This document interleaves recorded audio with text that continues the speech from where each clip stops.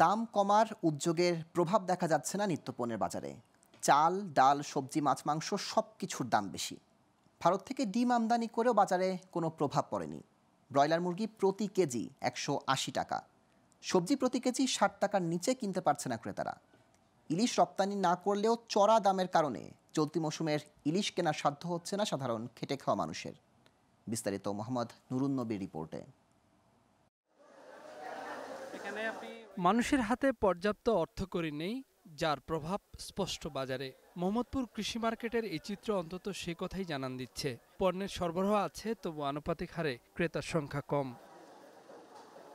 মুরগি বিক্রেতা জানাচ্ছিলেন, বাজারে ব্রয়লার মুরগির দাম কমার কোনো খবর নেই। ঊর্ধ্বমুখী এই দাম ঠেকেছে প্রতি কেজি 180 টাকায়। সোনালী মুরগির কেজি বিক্রি হচ্ছে 250 থেকে 270 টাকা। 260 টাকা সোনালী, আর হাইব্রিডটা 240 টাকা কেজি, দেশিটা হলে 500 টাকা কেজি। বন্যায় খামার নষ্ট হওয়ায় মুরগি ও ডিমের সরবরাহের টান পড়েছে। ঘুরে দেখা গেল প্রতি ডর্জন বাদামি ডিম 160 টাকা আর সাদা ডিম 155 টাকায় বিক্রি হচ্ছে। তেমন সুখবর নেই মাংসের বাজারেও। খাসি প্রতি কেজি 900, গরুর মাংস প্রতি কেজি 700 টাকায় বিক্রি হচ্ছে। বাদামিটা 160 টাকা ডর্জন, আর এটা সোনালী, এটা 180 টাকা ডর্জন, আর এটা আঁশ 220 টাকা ডর্জন। মানুষের হাতে টাকা নেই, মানুষ কিনতে এলে যে 5 কেজি নেয় বলে ভাই অনেক ইনকাম নাই, কোনো টাকা পয়সা নেই, 2 কেজি নেয়, 1 কেজি নেয়।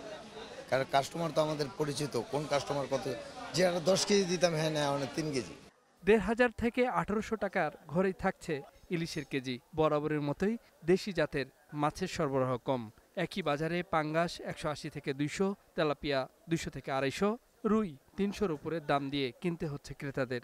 800-900 গ্রামের ইলিশ মাছ হলো 1200, 1600, 1800 টাকা করে কিনা লাগতেছে। আমি বলি যে দাম তো কমানো হয়েছে, কয় না। আমি কই যে বিয়াতে দিছে ওই যে চার্টে লেখা আছে, কয় না তো চার্টে লেখা থাকলে কি এই অনেক আগের ঘটনা, এগুলি বললা লাভ নেই, সব জিনিসের দাম বাড়তি। অসন্তোষ আছে কাঁচা বাজারে। ঢেঁড়স, চিচিঙ্গা, পটল, করলা, কাঁকরোল সহ সব সবজি 60 টাকার উপরে। আলু 55 টাকা আর পেঁয়াজ 110 টাকায় বিক্রি হচ্ছে। কাঁচা মরিচ দোকান ভেদে 150 থেকে 200 টাকা। বাজার বেশি, এটা অস্বীকার করার উপায় নাই, কিন্তু আমরা কেউ কাজ করি না, আমরা সব বাইরের থেকে আসার উপর নির্ভর করি। তবে আগের মতো খালি সকালে একদম বিকেল আর একদম লাফাইয়া বাড়তো, সেটা পারে না। 3 সপ্তাহ ধরে দাম কমার লক্ষণ নেই চালের বাজারে। 48 টাকা 1 কেজি মোটা চাল। মিনিকেট যেটা 66 থেকে 66, আটা না 28 চলতেছে আপনার 55-50 পয়সা।